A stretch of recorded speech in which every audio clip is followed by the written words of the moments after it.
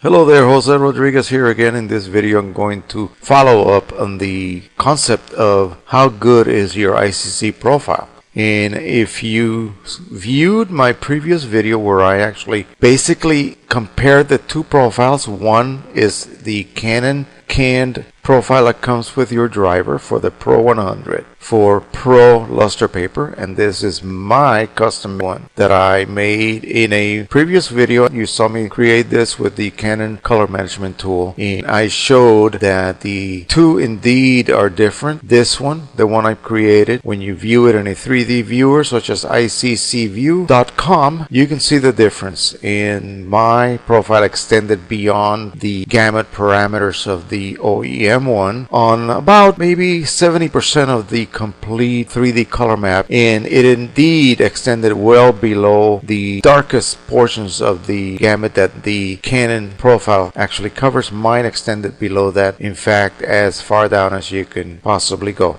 Now, a viewer asked me if I could produce a corresponding matching profile for the same paper but using the Munki software rather than the Canon Color Management Tool along with the Munki in order to read the or scan the actual patches. So in this case I'm going to go ahead and make one strictly using the Munki photo software, and we'll go ahead and set it all up. I have paper loaded. We're going to go ahead and use the XPS driver. I'm going to go ahead and copy the same name of the one that I made with the Color Management Tool. I will add that this will be Munki. Alright, now we can go ahead and hit next, hit print, and we're going to go over to our printer driver. Make sure that we have photo printing, the correct paper size, the correct photo paper, which is Pro Luster High,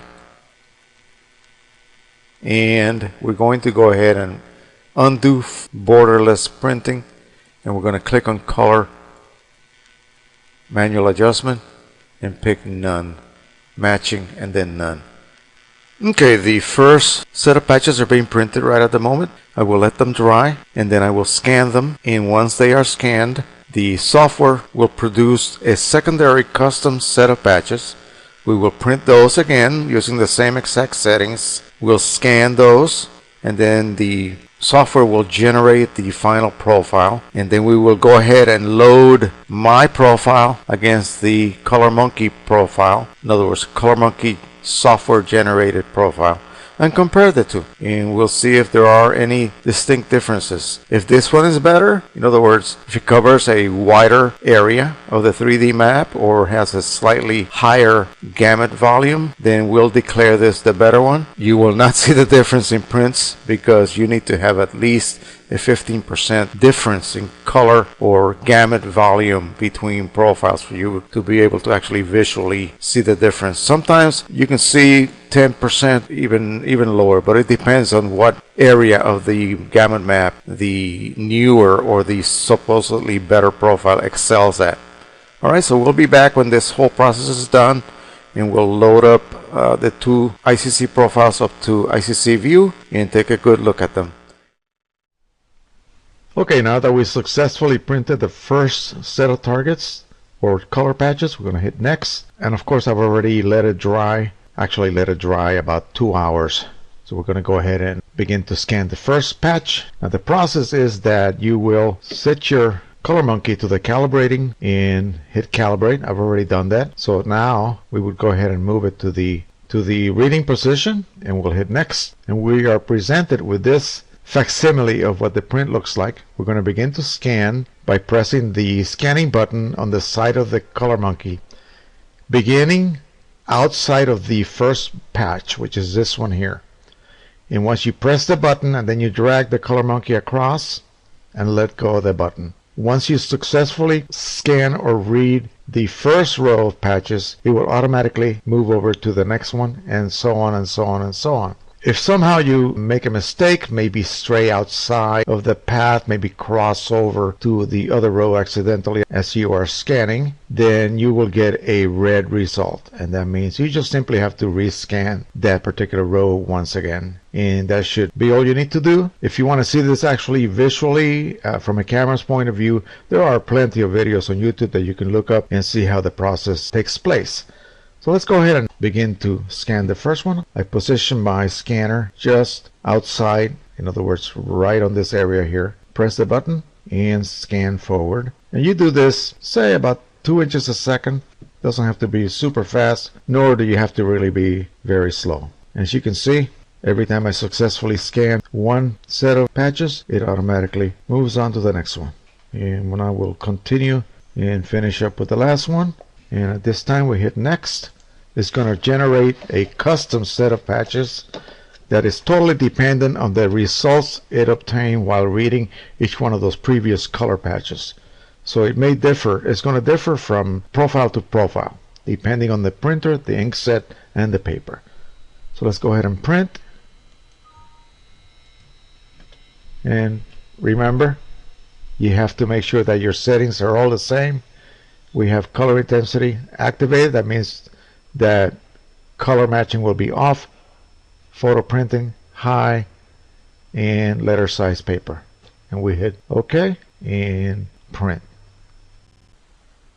Okay, once the print is done, you basically repeat the same process. You let it dry. I'm going to let it dry for a couple of hours, just like the previous one. That makes for a better and more accurate final scan.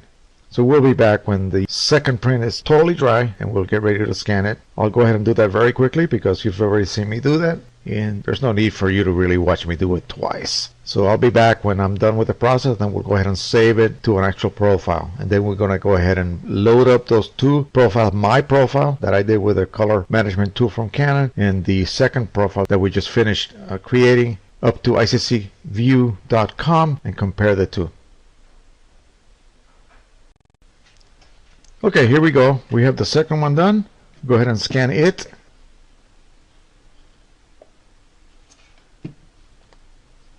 No need to rehash what's taking place.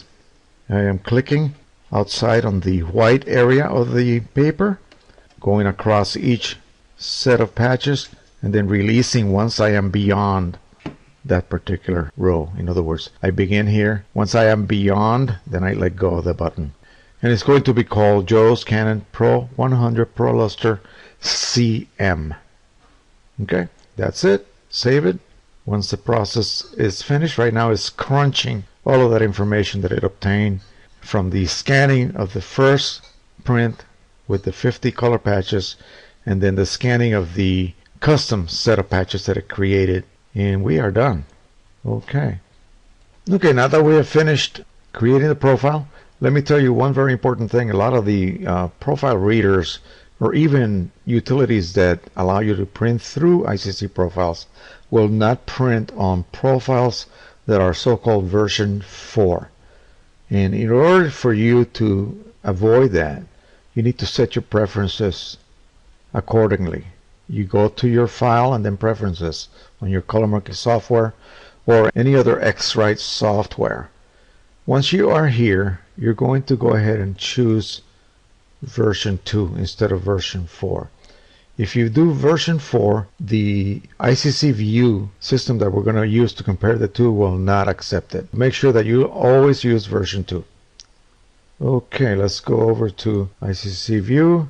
And here we go. Head over to Upload, Browse, and I have them on my desktop here.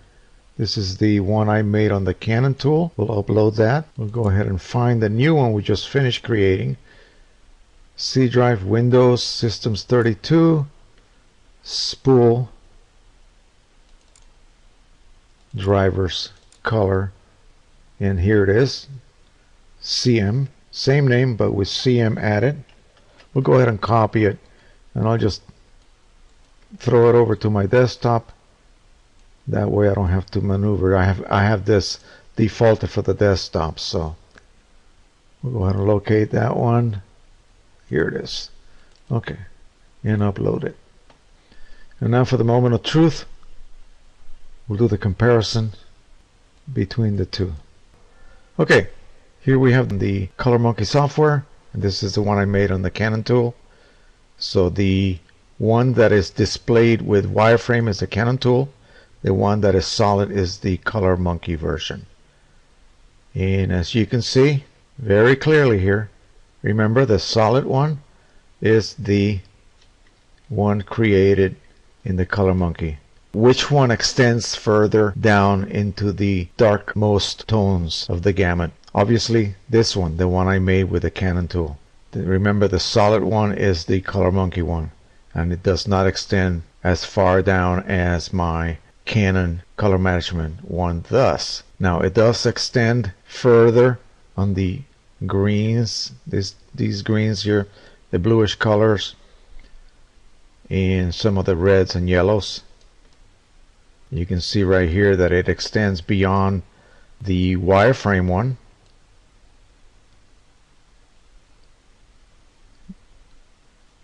See, wherever the wireframe extends, that is extra gamut, and this is quite a bit right here. That's quite a bit beyond. So blues and purplish colors, aquas, greens, yellow greens, dark yellows, dark oranges is where the Canon Management Tool profile excels at. Now let's go ahead and take a peek at the color volume, or the gamut volume. So here's Joe's Canon Pro-100 Pro Luster CM. 6,990,800 units as opposed to 7,580,953. So the clear winner is the one produced with the Canon tool. There's no doubt about that. Now, will this translate to a better print? Probably it would be very hard to discern. It depends on the image that you actually send to it. If the image you send to it has a complete range of tones from the blackest black, in other words, when you edited it, you actually set a pure black point and a pure white point, then yes, very likely this one will extend. In fact, the one with the ColorMunki extends further out into the lighter tones. So the Canon tool one will probably not do so well differentiating, you know, the difference between the very last few steps that range between 250 and 255. As you can see, the solid extends beyond somewhat in some of these areas. Not in these areas here. It's actually quite good. Okay, so I hope you can see the difference between the two. They do excel in certain areas. Both of them do. It's not like one is just totally better than the other. I really seriously doubt you might be able to see the difference. Printing a common image that has very few colors out of gamut, you should be able to see no difference. Again, the difference that I always tend to see are the ones in the lower tones, and specifically bluish colors. Colors that tend to be toward the purple range, the blue range, dark greens, and so on. And the Canon one excels at the warm colors for some reason.